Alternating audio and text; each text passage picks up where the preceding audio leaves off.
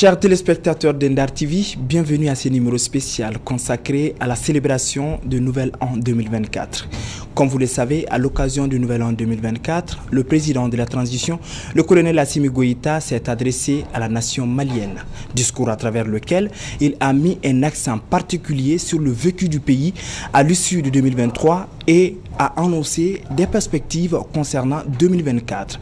Ce matin, je suis accompagné de notre doyen, Jafar Cham. Comme vous le connaissez, il n'est pas à présenter sur nos petits écrans d'Endar TV. Il est analyste politique et interprète français-anglais. Notre doyen, cher doyen, bonjour et merci d'avoir accepté notre invitation. Bonjour, je suis un interprète anglais-français. Je parle plusieurs langues, ça c'est clair, c'est connu, mais je suis plutôt un communicant politique et puis un chercheur spirituel. Je me suis spécialisé dans ces branches et je suis l'actualité internationale en tant qu'analyste politique et j'ai mon mot à dire aussi.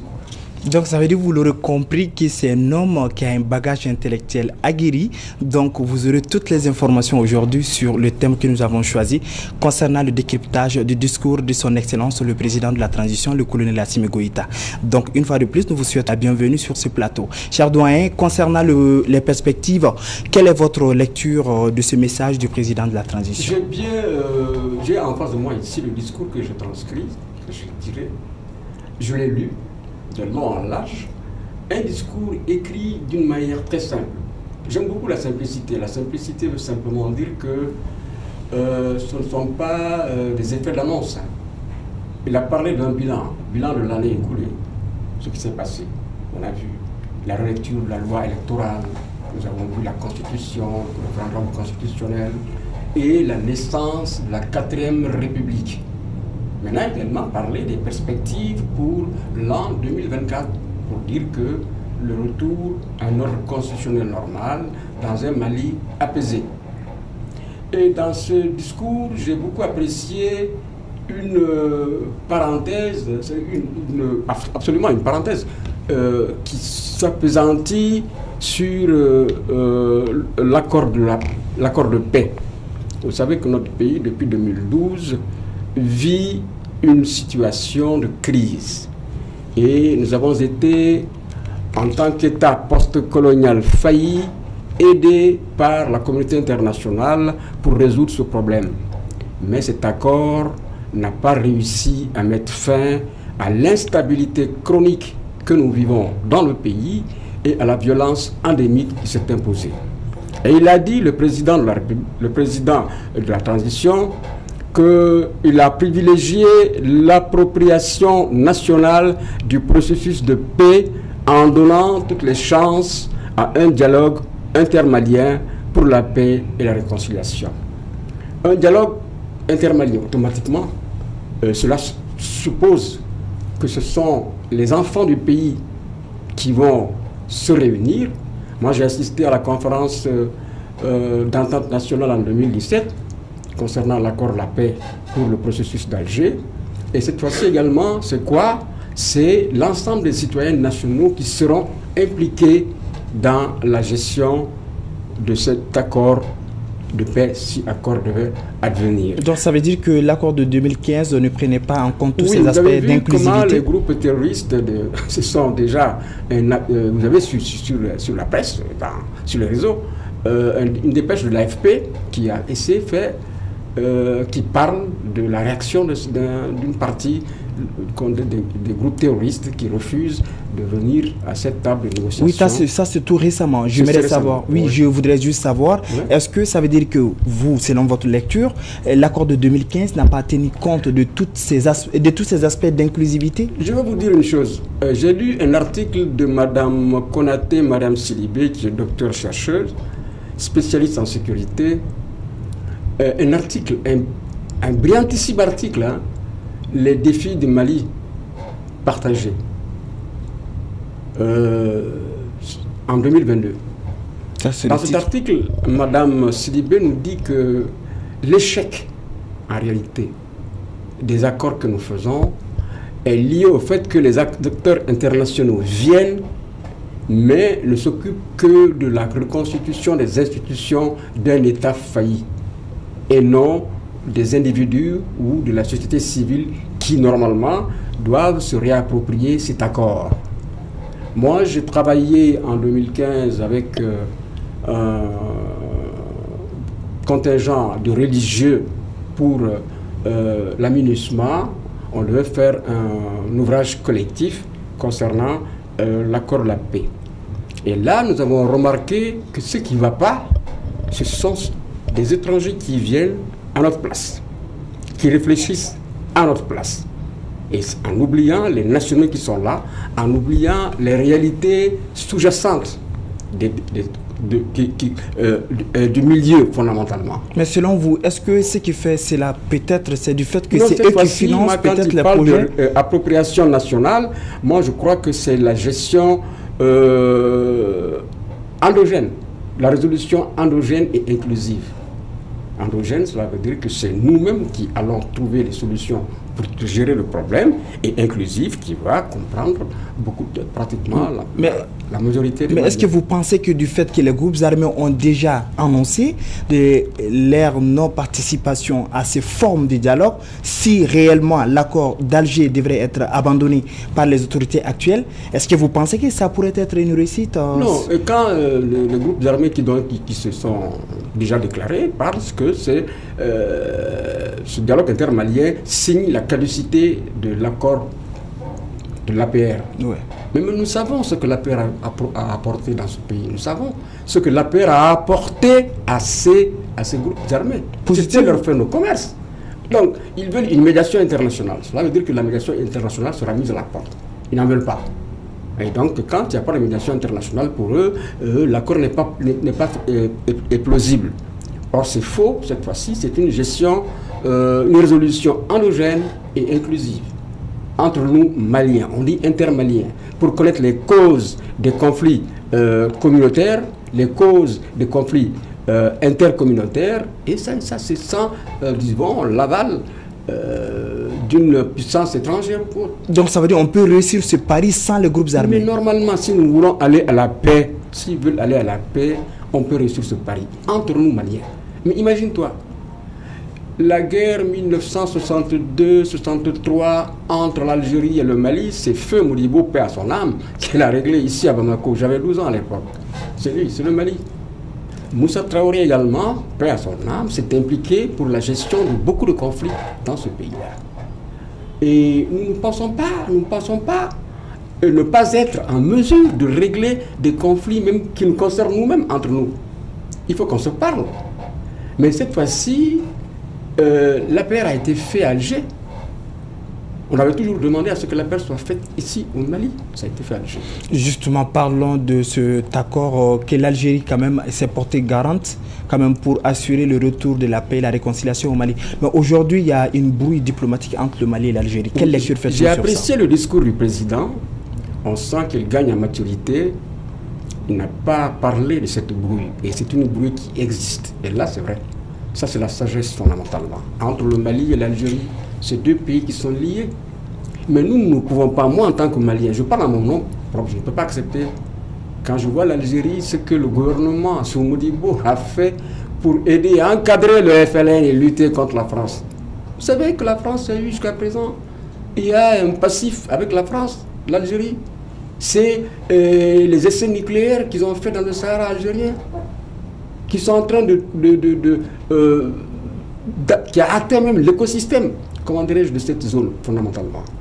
Le Mali a supporté l'Algérie depuis son existence, ici. Alors, et tous nos présidents successifs ont travaillé avec l'Algérie. Nous ne pensons pas que c'est ce que nous avons compris, en fait, c'est que depuis le départ de Kadhafi et dans le Sahel, il n'y a pas de force capable d'arrêter ce qui se passe. Et également le départ des forces françaises qui étaient là. Donc il y a un vide qui est laissé. Un vide dans lequel l'Algérie s'engouffre. Mais entre l'Algérie et le Mali, avec la Russie des deux côtés, on ne doit pas aller vers un choc. Au contraire, on doit s'arrêter, discuter, mettre fin à cette brouille pour reprendre nos relations qui sont des relations vraiment de bon voisinage, 1325 ou 1375 de kilomètres de frontières, c'est pas petit ça. Alors, nous sommes toujours dans les perspectives, nous sommes toujours dans la vision du discours du président de la transition lors du 31 décembre 2023. Alors, pour les actions déjà aujourd'hui, est-ce que vous pouvez nous parler un peu des bilans de la transition au courant de l'année 2023 ? Bien sûr, sans oublier le référendum. C'est déjà la naissance de la 4e République après plusieurs échecs. Vous avez vu, ça c'est un bilan positif fondamentalement. Ouais. Il y a eu le référendum constitutionnel qui a consacré une constitution, la relecture de la loi électorale. Il y a eu l'instauration de l'instrument, comment on appelle, l'AGS. Tu as même participé à ça, non? Ouais. L'agence pour la gestion des élections. Comme ça. Ouais. Voilà, ça, ce sont des acquis. Ce sont des acquis qu'il ne faut pas mettre de côté. Et là, c'est une réalité. Et là, il a été très prudent dans ce discours. Pas d'effet d'annonce, pas de grandes promesses, ni rien. C'est cette prudence que moi j'apprécie beaucoup dans sa manière de gérer le pays. Et là, et il a dit, hein, un comité chargé de piloter ce dialogue sera mis en place dans un délai d'1 mois. Et il devra déposer son rapport en février. Plus tard en février. D'accord. Donc, du coup, maintenant, parlons des perspectives de 2024. Selon vous, qu'est-ce que le gouvernement de la transition doit prioriser en ce 2024? Il a dit, c'est peut-être que prioriser, c'est pour le moment, en tout cas moi, ce que je pense, quoi, fondamentalement, avec cette nouvelle situation créée concernant cette crise, il faut d'abord réussir à rallier tous les Maliens autour d'une table. Comme il a dit, ce dialogue intermalien soit une réalité tangible. Et 2024, 12 mois, c'est le temps, c'est le temps. Mais 12 mois, c'est rien. Ça prendra ce que ça prendra. Il faudrait mettre de la diplomatie, il faudrait mettre, l'autorité pour pouvoir s'imposer. Mais déjà, c'est l'essentiel pour moi en 2024. C'est le dialogue intermalien. Bon, nous savons que les politiques sont pressés. Mais imaginez-vous que 2024, ce n'est pas une année, c'est une année de grands soubresauts à travers le monde. Hein. Même nous, à travers le monde, de grands bouleversements. Et qui sont envisagés. Envisagés. Donc le Mali n'échappera pas. Personne, aucun pays n'échappera. Et souhaitons qu'il n'y ait pas des affrontements. Donc ça veut dire que vous n'envisagez pas les élections en 2024? Mais dans un contexte où il n'y a pas de sécurité, la sécurité n'est pas effective. Aujourd'hui, il a parlé des performances des FAMA avec le vecteur aérien. Mais à longueur de journée, nous voyons que les populations cibles sont victimes des exactions de ces terroristes. Donc il faut pacifier le pays entièrement à 100%. D'abord, moi c'est mon opinion, je crois qu'on va me monter dessus, mais moi c'est ce que je pense. Il faut le faire avant de penser à quoi que ce soit. Ça c'est important. C'est important. Ce n'est pas fait. Ce qu'on voit, c'est pas fait. Tu as vu? C'est un acquis. C'est des acquis qui sont assez vulnérables, qu'on peut remettre en question. Donc ils sont un peu fragiles, on va dire. Oui, qu'on peut remettre en question. Monsieur Diafar, est-ce que vous avez un appel adressé aux autorités et à la population malienne, surtout en ce début de l'année 2024? En ce début de l'année, je souhaite que l'année 2024 soit une année de paix. Et que les Maliens qui doivent se rencontrer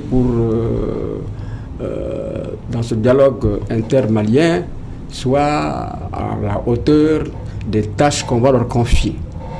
Et nous estimons que nous sommes sur une bonne voie. Contrairement à ceux qui pensent qu'on va dos dans le mur, c'est faux. C'est faux. Déjà, l'AES est en train de s'imposer, est sorti des limbes.